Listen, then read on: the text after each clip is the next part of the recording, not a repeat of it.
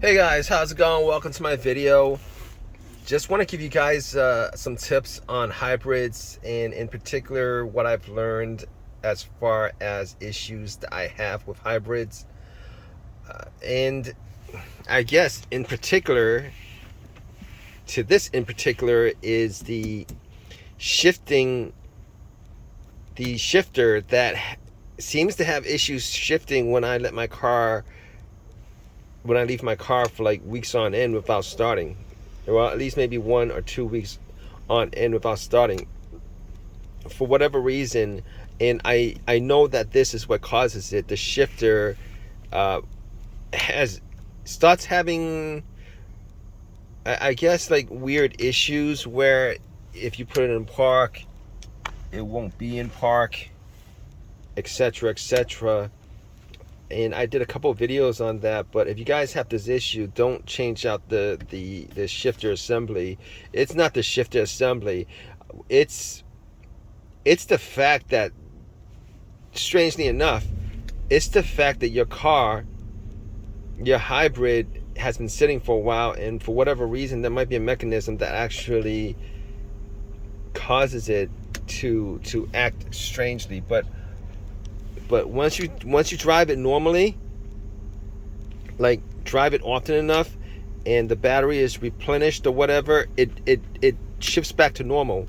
And I've had this situation not just in this Highlander hybrid. I've had this situation in my other Highlander hybrid, which is a 2010, and never changed out the shifter assembly, and it worked fine until I had to chunk that car because of a different situation. But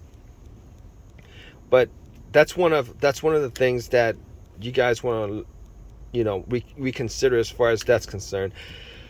The other thing is, if you guys don't drive your hybrid often, you're gonna have the triangle for the battery, for the main battery.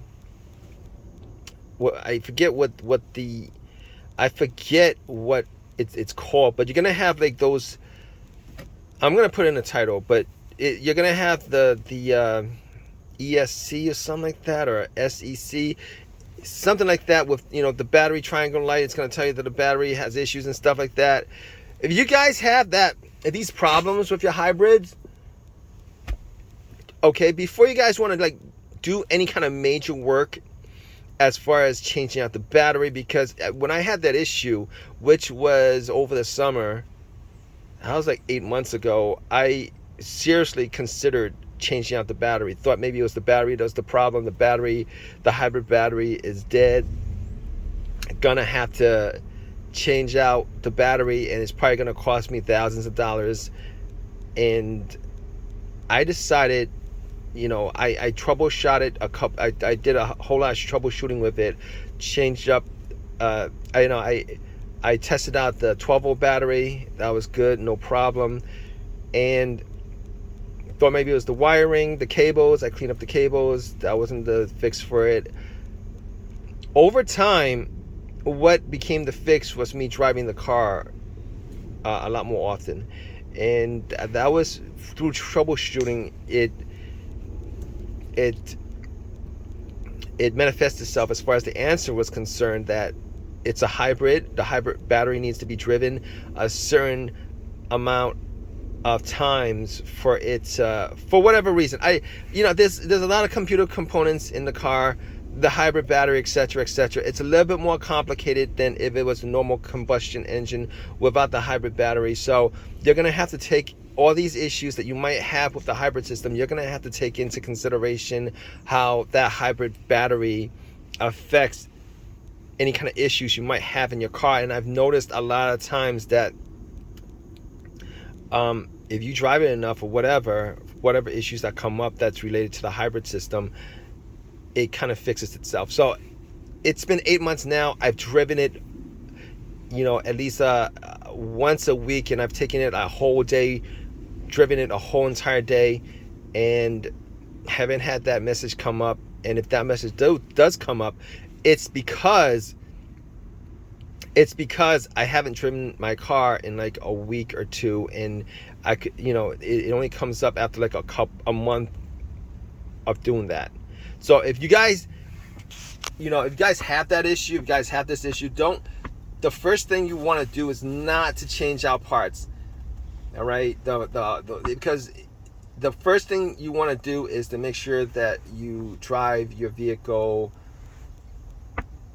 often. All right, because these situations happen if you just let your hybrid sit. Now, if you let your hybrid sit and the battery hasn't been charged in like weeks, I think the reasons why, that whole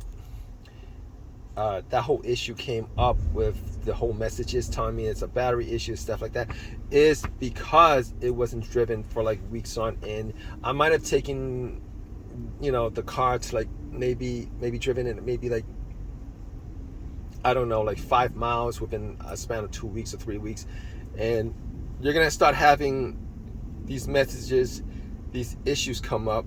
But if you do have these issues come up, just start driving it on a regular basis. All right, and these days, I do drive my hybrid at least once a week. And when I do drive it once a week, I don't just take it out on a 5-mile run. I drive it the whole entire day, and I make sure to put some mileage on my car just to make sure that the battery gets, I forget what the word for it, but it gets replenished, it gets cycled, it gets used, it gets, for like the whole entire day. I'll drive it for one day out of the week. Now, this is not the only car that I have, obviously. That's why I'm not driving it often, and this is not my daily driver. It's the truck with all the tools and everything. It's the truck that I use for my tools. And if I'm not putting stuff in my other car, I have stuff in this car, kind of deal. And that's why I don't actually drive this car too much. But and I actually prefer the Prius, the 2010 Prius that I have over this, only because of the mileage that I'm getting from the Prius, particularly these days. But yeah. Anyway, I hope that you guys have learned something from this, and it's not just me mumbling about stuff. I'm talking about my experiences with hybrid.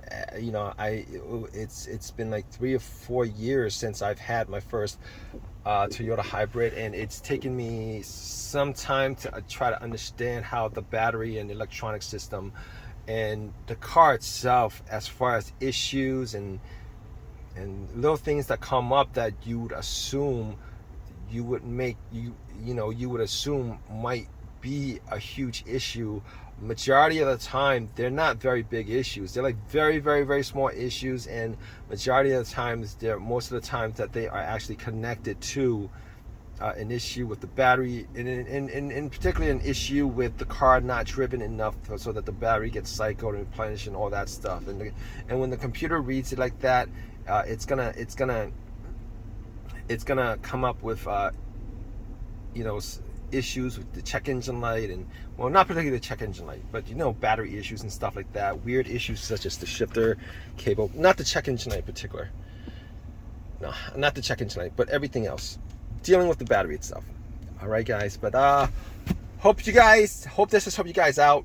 You guys have your personal experience, please give me a thumbs up, please subscribe, all that good stuff. And I know you're probably thinking to yourself, that doesn't quite sound right.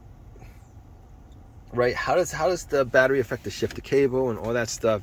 It does, guys. It does. Trust me, it does. Because if you have owned a hybrid and you are in tune with fixes and DIYs and trying to fix your own situations, trust me, it does.